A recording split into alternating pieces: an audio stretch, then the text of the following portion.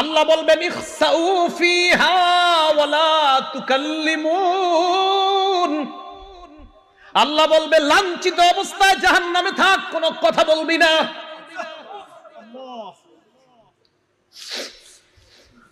রব বলবে কথা বলবি না, চুপচাপ থাক। দয়াময় রব বলবে কথা বলবি না, চুপচাপ থাক।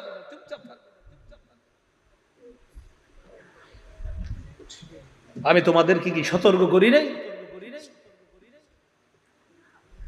আপনারা জানেন যে ফেরেশতারা এটা বলছেন আল্লাহ যখন বলবে লাঞ্ছিত অবস্থায় চুপচাপ, কোনো কথা বলবি না।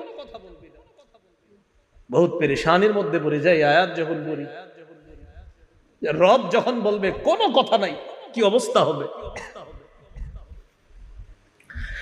তাই বলছিলাম দুনিয়া থেকে নিরাপত্তা নামা নিয়ে যাওয়া, নিরাপত্তা নামা যদি নিয়ে না যাইতে